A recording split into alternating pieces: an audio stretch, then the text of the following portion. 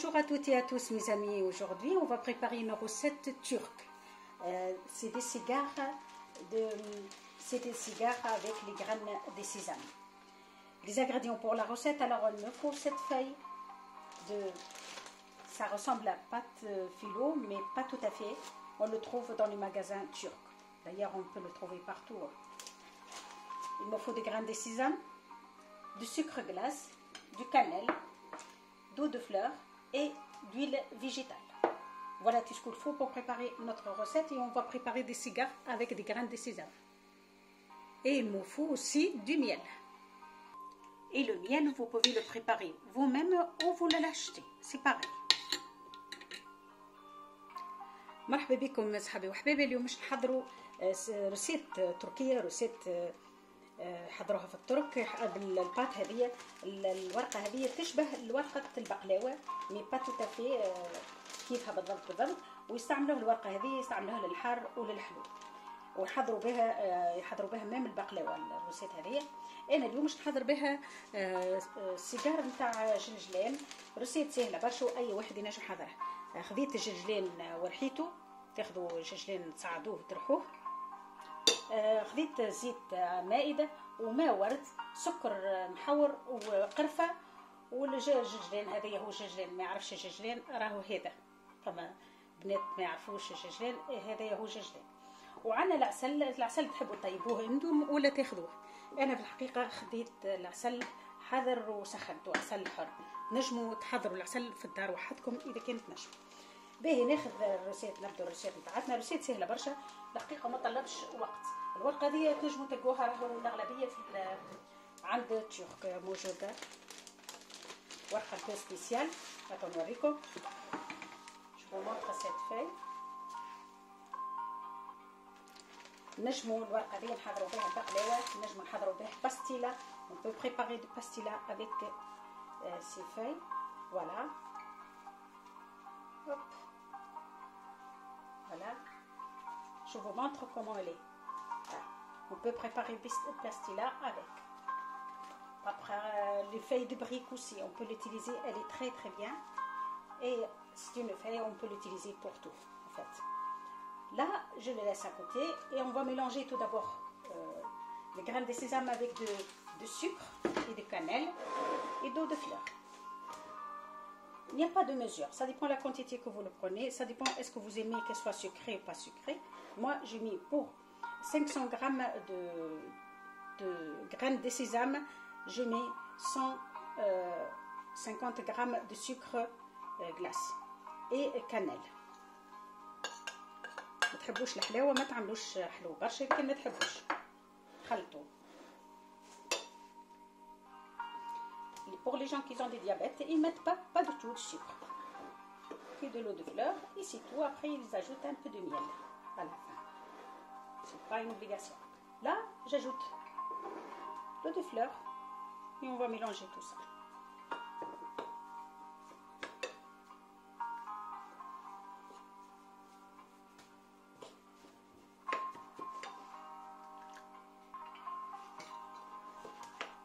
خلطنا كل مع بعضه. نزيدوا مغرفه نتاع زيت، نجوتي الكويار ديال الفيجيتال.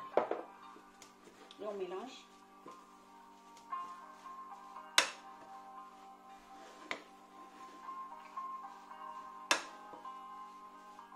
كما تعرفوا رمضان قرب ان شاء الله، مبروك علينا وعليكم وعلى محمد اجمعين. نحضروا حاجات سهلين برشا وما يطلبوش برشا وقت. كما تعرفوا رمضان نبدو عنا برشا قضية في الدار، وحضروا ديروا رسيت سهلين. الرسيت هذه سهلة، نجموا تعوضوا الورقة هذه بورقة البريك. On peut remplacer les feuilles turques là, on peut le remplacer avec les feuilles de brique. On le met à côté pour qu'on laisse la place. ناخذ تو الورقة نتاعي وناخذ المقص ونقسم الورقة على حسب الكبر نتاع كعبة البريك، كعبة السيجار اللي مش نحضرها. Qu'est-ce que c'est pas bien, on peut pas le garder longtemps au frigidaire. C'est ça le problème, c'est tout.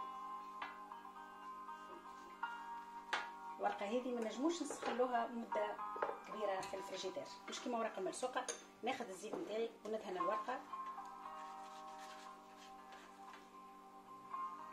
خدوا بالكم باش ما تكسرلكمش.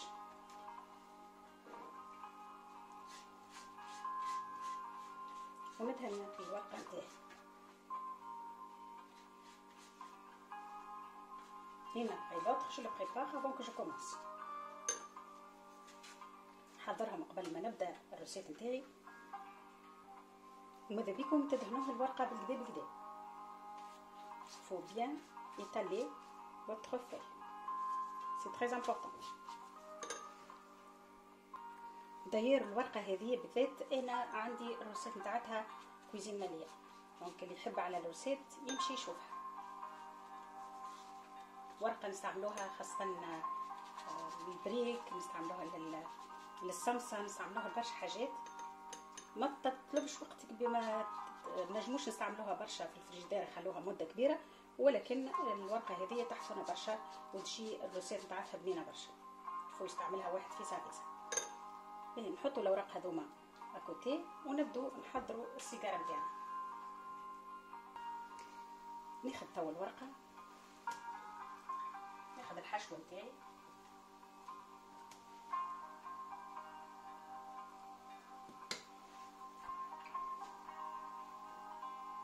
نسكر الورقه على جنب ونعمل كبرة نحب عليه هنا.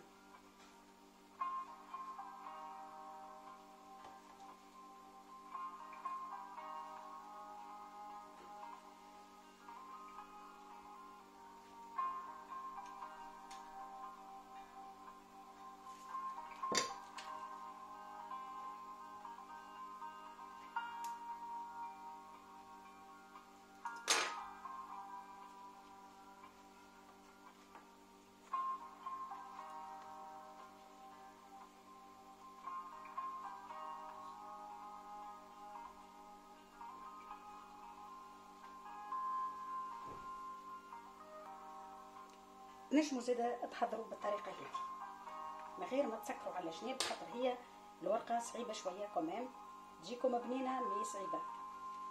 ايه بالطريقه هذه. هذه تاخذوا الجناب قصوا، سي بلو فاسيل.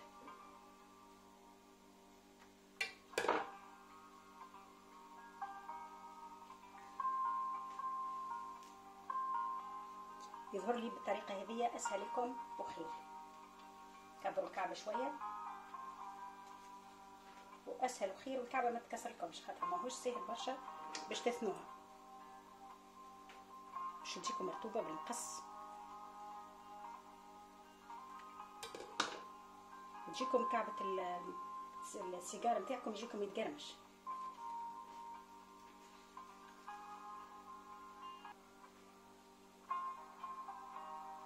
نحضروا تو البلاطو نتاعنا باش نحطوه في الفرن.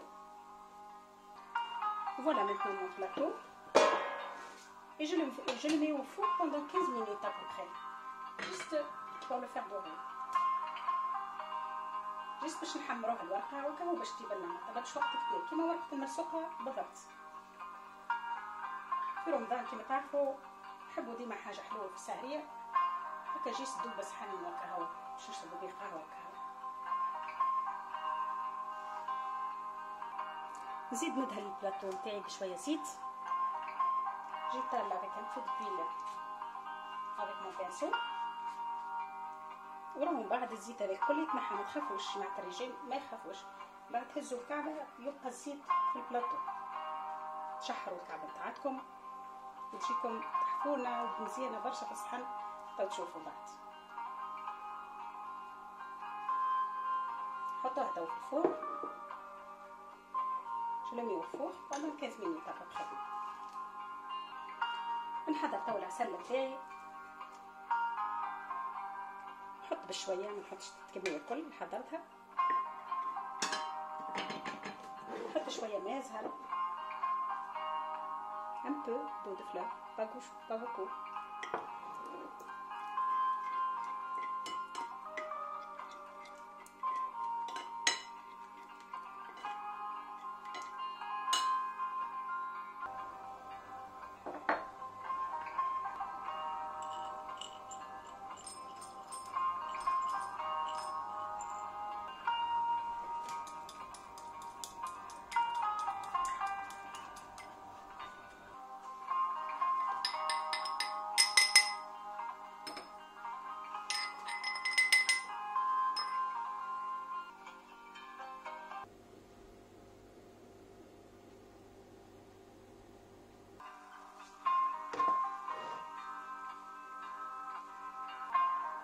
Voilà mes amis, comme vous voyez, les cigares c'est cuit.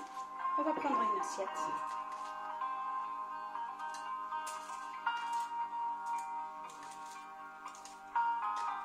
كما تشوفوا السيجار نتاعنا ويجيكم يتقرمش، ماهوش كيما الورقه الملصوقه، اما راهي مزيانه ياسر الورقه هذه. نستعملها برشا حاجات، انا نستعملها سالي سكري. الحاجه الوحيده برك اللي انا نستعملها فيسع.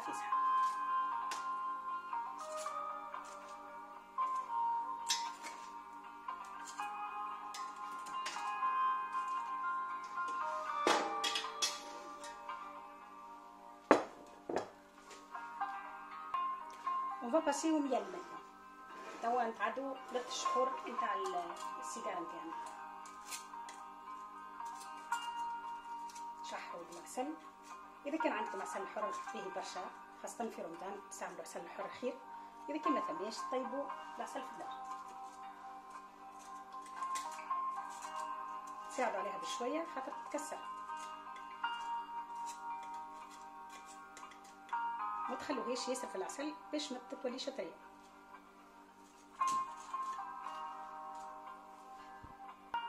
نتعداو للمرحله الاخرانيه توا. dernière étape, on va décorer notre assiette. Je prends des grains de sésame et un peu de pistache, pas grand chose. ناخذ السيجار نتاعي وتزينوه كيما تحبوا نتوما تشتوه. أنا باش نحضر بالطريقة هذه.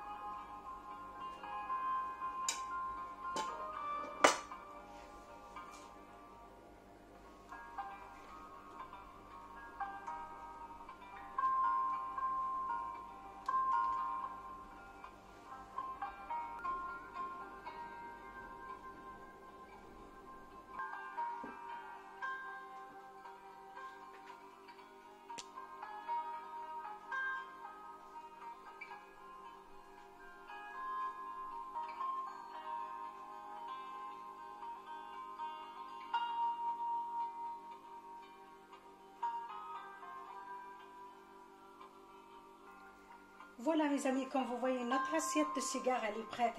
C'est une recette magnifique. Je vous dis pas, elle est extraordinaire avec le thé ou le café pendant le ramadan. J'espère que vous avez aimé ma façon de le préparer. N'hésitez pas à vous abonner. Merci beaucoup et à bientôt. كما تشوفوا صحابي وحبيبي ريسيت سهله برشا، ما تطلبش الحقيقه برشا وقت، وناخذوها باش نعملوا بها للسالي ولا السكري، ومن طون نعملوا بها حاجتين ولا 3 حاجات، خاصه في رمضان نسحقوا الحاجات هذوما وصحاين هكا مع القهوه ولا التي، علاش لا في السهريه. ان شاء الله رمضانكم مبروك، ان شاء الله كل عام وانتم حيين بخير وتبقوا على خير، وان شاء الله نتقابلوا في روسيت مع احسن وخير يا ربي.